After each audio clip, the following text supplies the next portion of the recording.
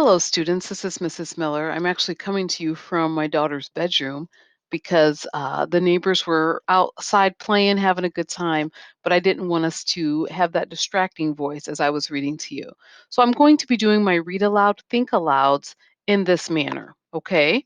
When I am reading, you'll see my reading voice sign. And then when I'm going to stop and have a thought, I'll share my thinking voice sign with you. And so you're going to hear the kind of thoughts that I have that help us understand the author's purpose. Okay, here we go. More Introduction by Candy Carson. More blood, stat. The silence of the OR was smashed by the amazingly quiet command. The twins had received 50 units of blood, but their bleeding still hadn't stopped. 50 units of blood, and they're just babies.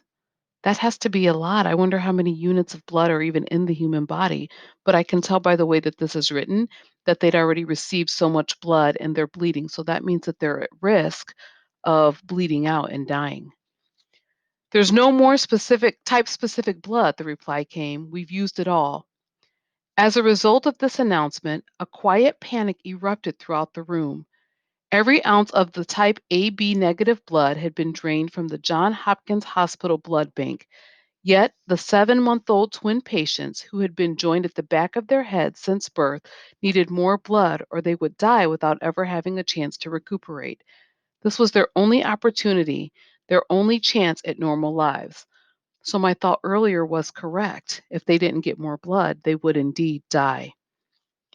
Their mother, Teresa Binder, had searched throughout the medical world and found only one team who was willing to even attempt to separate her twin boys and preserve both lives. Okay, I see what happened here. We've gone to past tense. So this tells me this is a flashback. Teresa Binder looking for a team to separate her twin boys happened before the scene in the OR. Okay, got it. Other surgeons told her it couldn't be done, that one of the boys would have to be sacrificed. Allow one of her darlings to die? Teresa couldn't even bear the thought. Although they were joined at the head even at 7 months of age, each had his own personality, one playing while the other slept or ate. No, she absolutely couldn't do it. After months of searching, she discovered the John Hopkins team. I have a text to self connection. This reminds me of when I was pregnant with my sweet Naomi, and I was told at some point I might have to choose between her life and my life. And I couldn't bear the thought of my sweet baby girl not living. And of course, thank the Lord we both did. So I understand the mom's anguish at maybe having to choose one life over the other. Many of the 70-member team began offering to donate their own blood, realizing the urgency of the situation.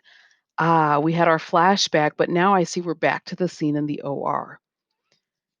The 17 hours of laborious, tedious, painstaking operating on such tiny patients had progressed well, all things considered.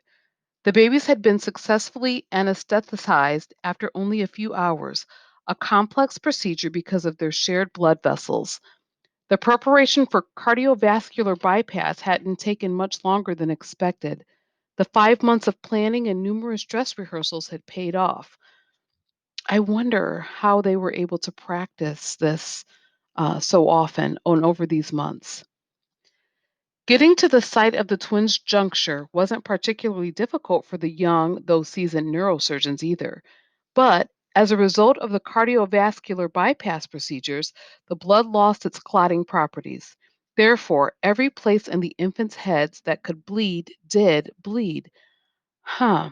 And I know that they kept pumping blood back into their bodies. That's why they knew that they had lost 50 units of blood already, but they just keep bleeding.